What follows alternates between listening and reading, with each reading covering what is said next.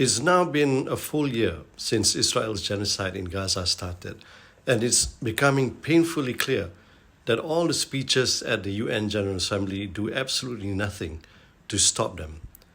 Israel continues to commit war crimes, knowing the US will support them no matter what.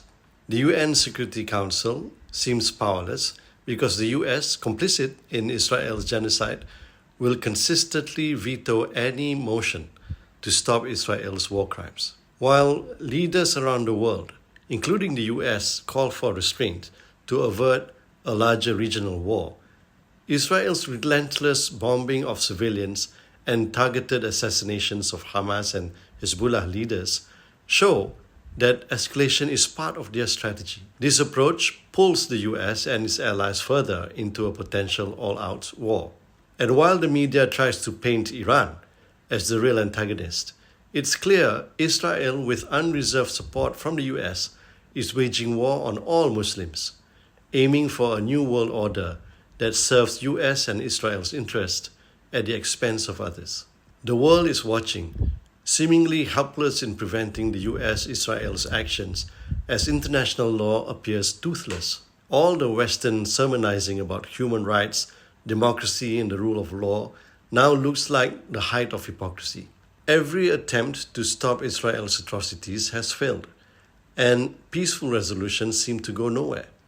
That leaves only one option: military action. It's a harsh reality, but it seems like the only language Israel and the US understand. Iran had absolutely no choice but to lob missiles at Tel Aviv, targeting military installations. Hezbollah, too, has to a smaller extent done the same in the so-called northern Israel. Of course, that's exactly what Israel wants, to drag the US into a ground war with Iran, not just supply weapons for use against Palestine and Lebanon. A full-scale war benefits the military-industrial complex, which stands to make massive profits while also advancing Israel's dominance in the Middle East. Perhaps their only regret is that they aren't supplying both sides of the conflict. It's not just the Gulf nations who need to come together to counter the US-Israel aggression.